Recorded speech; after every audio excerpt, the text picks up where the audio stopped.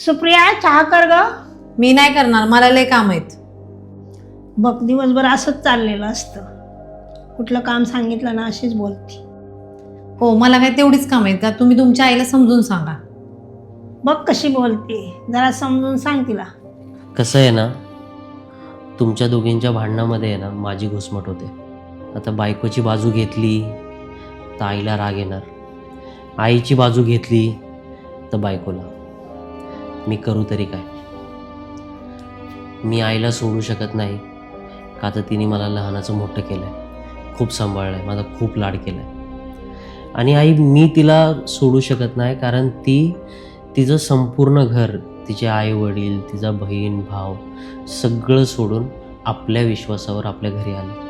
माझ्यासाठी हा प्रश्न खूप अवघड आहे. म्हणजे दोघांमध्ये मी कुणाला निवडायचं? मला तुम्ही दोघी खूप महत्त्वाचे आहेत माझ्या आयुष्यामध्ये. म्हणजे माणसाच्या आयुष्यामध्ये जेव्हा ही वेळ येते ना की बायकोला निवडायचं की आईला निवडायचं, त्यावेळी माणसाची खूप घुसमट होते. हे तुम्हाला नाही समजणार. चुकलं माझं. नाही बाळा, आम्ही दोघे आता गोडीत राहू. माझी तुमच्या दोघींकडून काही अपेक्षा नाही, पण तुम्ही दोघींनी आहे ना म्हणजे सासू सुनेचं जे नातं आहे ना ते घट्ट करा, प्रेम वाढव तुमच्या दोघींनी. बस एवढंच सांगितलं.